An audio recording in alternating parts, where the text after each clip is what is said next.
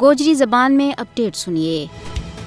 بھارت کے زیر تسلط جموں کشمیر میں غاصب حکومت کو ظلم و جبر، قہر سامانی، قتل و غارت گری، املاک کی تباہی اور عزتوں کی پامالی بدستور جاری ہے۔ اونتے بھارتی غاصب حکومت نے ای ڈی، ایس آئی اے اور این آئی اے جیسی خفیہ ایجنسیاں کی ایک ایسی کھیپ تیار کی ہے جڑی ریاست کا چپا چپا ور پھیل چکی ہے اور وہ روزانہ کی بنیاد پر بے گناہ لوگوں کا کاراں ور چھاپا مار کے کاراں کی پان توڑ اور مکینہ نہ ہراساں کر رہے ہیں۔ تلاشی کے بہانے لوگوں کی تزویر و تحقیر کی جا رہی ہے اور بے گناہ لوگوں نے شک کی بنیاد پر گرفتار کر کے پس دیوار زندہ کی جا رہی ہے۔ حریت رہنماواں، انسانی حقوق کا محافظاں، وکلاء، اساتذہ اور صحافیوں کی ایک بڑی تعداد نہ گرفتاری تو بعد کشمیر اور بھارت کی جیلوں میں پابند سلاسل کر دیتو ہے۔ حتیٰ کہ علماء کرام نے بھی گرفتار کی ہوا ہے جڑا اسلام کی پاک تعلیم کا نور تو لوگوں نے منور کر رہا تھا۔ بھارت خفیہ ایجنسیاں ای ڈی، این آئی اے اور ایس آئی اے نہ کشمیریاں نہ دبان واسطے ایک ہتھیار کا طور پر استعمال کر رہے ہیں۔ فسطائی مودی حکومت عدلیہ نے بھی کشمیری آزادی پسندانہ خوف زدہ کرنے واسطے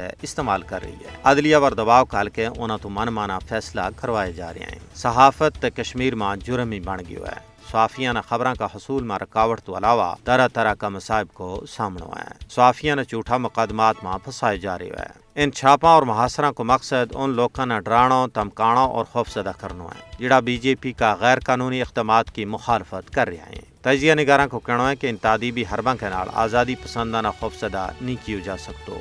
کشمیری قوم شعوری طور پر اپنا کاز کے نال وابستہ ہے۔ وہ اپنا حق حاصل کرن تک کدے بھی چین نال نہیں بیس سیں۔ یہ ساری صورتحال انصاف پسند دنیا واسطے چشم کشا ہے۔